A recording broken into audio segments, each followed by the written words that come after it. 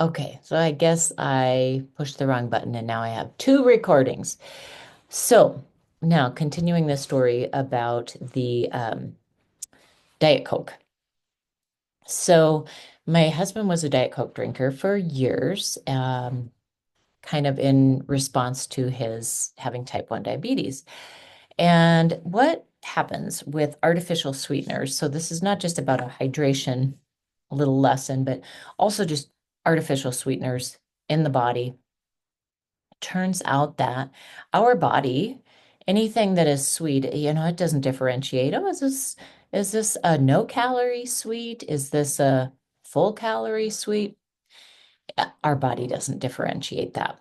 Neither do our brains. So we have a certain amount of consumption, and then usually there's this increase, right? So something that could be kind of addictive for us, like sweetness, then there's this desire to keep increasing that. And so chances are, if you've ever um, been, had artificial sweeteners, you have recognized that there's this desire to have more and more and more. Like one usually doesn't satisfy. And so with Diet Coke, what was happening for my husband, which now that we've had time to look at the whole picture, there's more to see. So besides the carbonation issue, what was going on in the gut, feeling that expansion through the carbonation, then there was this um, cycle, this kind of addiction to the artificial sweetener, which then was telling his brain to, get more, get more, get more, get more. So although there were 0 calories in each of these cans of Diet Coke, what was happening is he started gaining weight. So I don't know if you've ever noticed this for yourself, having something, an alternative that says, it's a 0 calorie or a low calorie, but then actually gaining weight from that.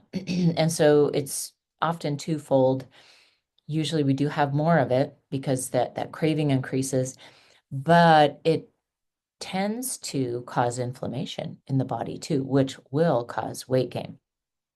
So fast forward when we started to put all the pieces together for my husband, um,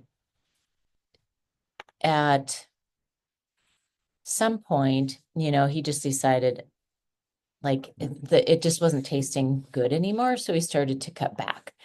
And then pretty soon, he started drinking more and more water. And he got to the point where he was like, oh, this doesn't even taste good at all. So he cut it out completely, cut out the Diet Coke completely. Well, as he was cutting back, he started losing weight, not making any other changes to his diet or exercise. And then, getting to the point of not having any of the Diet Coke. And now he's, completely on water. Well, he has lost a significant amount of weight, making that his really his only change. But what has happened is that his taste buds have changed. So he's craving, the things he desires to eat are different and essentially more healthy. The more water he's having, the more hydrated that he is. I feel like, the communication between gut and brain is different and more equalized, more in equilibrium, so that the things that his body is desiring, they are the healthier things. And so his health, his weight has changed dramatically, with that being the only change that he's made. But then, over time, other changes have just occurred naturally because of taste buds, because of increased water, because of feeling better in general. So not eating as much as he used to. So it has really been amazing for us to witness firsthand. Some of these things I just knew, but now to see the personalized experience and then to start to connect the dots with it. It's pretty fascinating. So, like I say, unpopular opinion, especially if these things are in your life right now. If carbonation is in your life right now, it's totally up to you what you decide to do with that. Um, and same way with artificial sweeteners. Again, totally up to you. I'm just sharing an experience. You get to decide. Um, I'm going to rub up against the edges sometimes of your belief system, and that's just part of my job. And I also try to surround myself with people that do the same to me, that add a little bit of agitation, because if I only surrounded myself with people that said the things, did the things that I do, I'm not going to grow. I'm not going to be challenged in what I actually believe in and why I believe in it. And so that's what I'm doing here. And then one last little thing. Even though I knew all of this with carbonation, a couple of weeks ago, in celebration of selling our house, when we bought this house, the people that sold it to us left a bottle of champagne in the refrigerator and we'd never opened it and was like, oh, maybe now's the time to open it.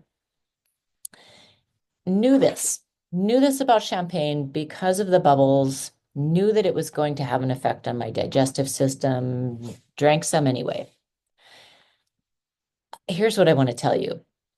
It took my body a week to feel back to normal after adding that carbonation, since having, a year and a half without any carbonation.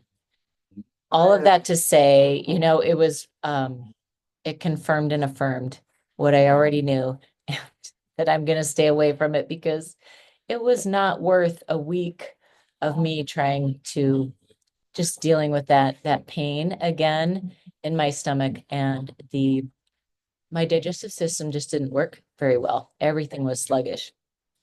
Okay, there we go. I'm off my bubbly soapbox. Hope you can hear me. My dogs are wrestling right here, of course. And I'll be back in tomorrow and ready to share something special with you.